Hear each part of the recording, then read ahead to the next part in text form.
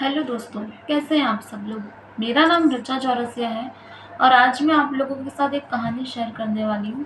और ये कहानी मैं क्यों शेयर कर रही हूँ आप लोगों के साथ, क्यों मैं आप लोगों को बता रही हूँ, ये मैं आपको लास्ट में आपको खुद ही पता चल जाएगा कि कहानी मैंने आप लोगों को क्यों बताई है। तो कहानी शुरू करते हैं। एक गाँव होता है। एक गाँव में दो पड़ोसी साथ में रहते हैं। पड़ोसी यानी एक अलग रहता है, एक अपने घर में रहता है अपने, पर दोनों पड़ोसियों का काम सेम होता है। दोनों पड़ोसी के पास एक एक खेत होता है अपना अपना। एक पड़ोसी का नाम होता है रमेश, दूसरे पड़ोसी का नाम होता है सुरेश। दोनों पड़ोसियों के पास अपने अपने खेत होते हैं और दोनों ही पड़ोसी के पास सेम खेती बाड़ी करते हैं वो लोग। और दोनों ही पड़ोसी एक जैसा काम करते हैं। रोज सुबह उठते हैं, खेत में जाते हैं, पानी देते हैं, मेहनत करते हैं, सब करते हैं। रमेश भी वही काम कर रहा है, सुरेश भी वही काम कर रहा है। लेकिन फिर भी जब फसल जब उगनी होती है तो रमेश के खेत ज़्यादा अच्छे हो जाते हैं। रमेश के खेत में हमेशा से हरियाली होती है, पर वही जगह सुरेश के खेत हमेशा फीका रहता है, उसके खेत में हरियाली ही नहीं होती है।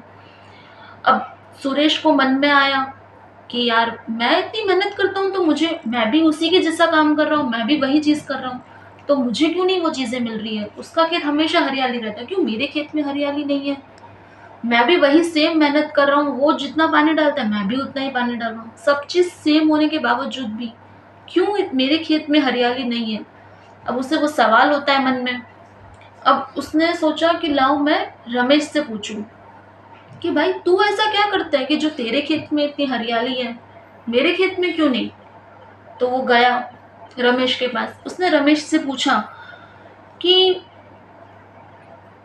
भाई ऐसा तू क्या करता है, तेरे खेत में क्यों इतनी हरियाली, जब हम दोनों एक जैसा काम करते हैं, एक जैसी मेहनत करते हैं, एक जितना पानी डाल रहे हैं, तो क्यों तेरे खेत में इतनी हरियाली है। तो रमेश ने मुस्कुराते हुए बोला उसे कि भाई मैं उन छोटी चीज़ों में खेत पर पूरा ध्यान देता हूँ।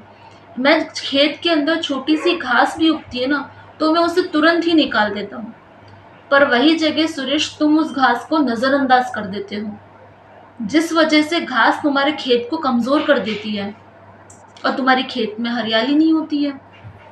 तो सुरेश को ये बात समझ में आ गई कि मेरी गलती किधर है, क्यों मेरे खेत में हरियाली नहीं हो रही है। उसने ये चीज़ रमेश की ध्यान रखी और सुरेश ने अपने खेत में वापस से जितनी भी घास उगती है, सारी घासों को कट करना शुरू किया। और अगले सीज़न में जब फसल का टाइम हुआ, तब उसके भी खेत में, सुरेश के खेत में भी हरियाली थी। मतलब दोनों के खेत में हरियाली थी। रमेश के खेत में भी हरियाली थी, सुरेश के खेत में भी हरियाली थी। इसका मतलब ये था कि भाई ज़िंदगी भी एक खेत की तरह है। ज़िंदगी में जब भी तुम्हारे छोटी प्रॉब्लम्स आती है ना, उसे निकाल दो।